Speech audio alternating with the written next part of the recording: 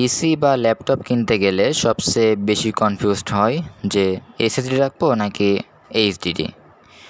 HDD মানে hard disk drive, দাম কম, কিন্তু দাম কমের তুলনায় স্টোরেজ অনেক বেশি, সাধারণত গিগাবাইট থেকে টেরাবাইট পর্যন্ত।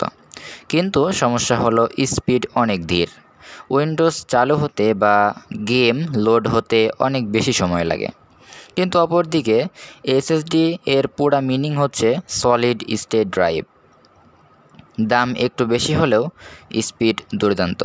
উইন্ডোজ কয়েক সেকেন্ডে চালু হয়, কিন্তু সফটওয়্যার আর গেম মাত্র এক ক্লিকেই ওপেন। এসএসডিতে মুভিং পার্ট নেই, তাই গরম কম হয়, বিদ্যুৎও কম লাগে এবং টেকেও বেশি। অন্যদিকে এইচডিডিতে মুভিং পার্ট থাকে, এজন্য এটিতে তুলনামূলক একটু বিদ্যুৎ বেশি খরচ হয়, কিন্তু জায়গা বেশি, তাই মুভি, গান এবং অন্যান্য ফাইল রাখার জন্য ভালো। তবে বাজেট যদি অনেক কম হয় তাহলে ছোট এসএসডি উইন্ডোজের জন্য এবং বড় হার্ড ডিস্ক স্টোরেজ সেভ করার জন্য ভালো হবে।